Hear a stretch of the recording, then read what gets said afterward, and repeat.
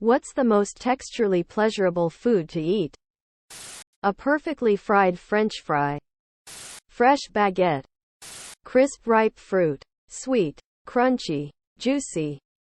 Bao buns. Their naughty bounciness is just amazing. Toast idky, but it's just so fucking good with a little bit of butter on it. A buttered croissant. Quazo.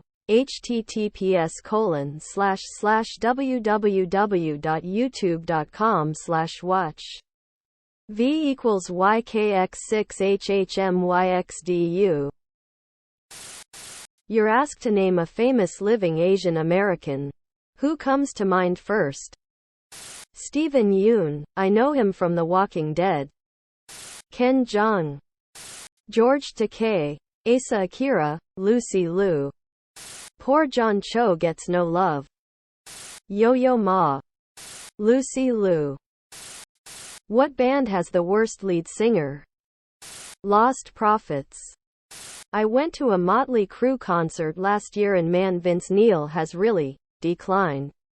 He kept forgetting lyrics and at one point he forgot how he was supposed to lead into the next song and just awkwardly stared at the others hoping they'd bail him out. Then Tommy Lee went over to a piano and started playing Home Sweet Home and they just went with it. Tom Sandoval and the Most Extras. Motley Crue. Vince was always the weakest part of the band. Even more so now. In fact, my favorite album of theirs is the one with John Corabi as singer. Black Eyed Peas. Ever seen Fergie live? Terrible. Just terrible. What was the name of Charles Manson's band? That one. What is something people see as, usually, dangerous, but which is pretty harmless? Tarantulas. Silica packets. You know those little packets that come in shoes or electronics and stuff that says do not eat? People think they're toxic, but they aren't. At all. You could choke on them, which is why it says do not eat. But that's it. The wildlife of Australia. The number of people who actually get really fucked up by Australian animals is very low. Alligators. They rarely attack humans. I was working at a client's house and noticed her cat was staring intently at the little cushions, blankets she had under her work desk for comfort and cat beds. I said she should back up a second and let me check it out. Thinking it was a mouse or whatnot. Flipped the blanket and pulled out a foot-long garter snake. She was freaked out since she'd been resting her feet on that all day. I just picked it up and returned it to the forest. Safely. I assured her the thing was of no danger, but it still skeezed her out. Orcas in the wild. They've been known to help people in distress and even save shipwreck survivors from sharks. They actually think humans are pretty cool in the wild. Not in captivity though. What's a movie that you will never watch again? Cats. CGI buttholes would have at least given the scenes a focal point.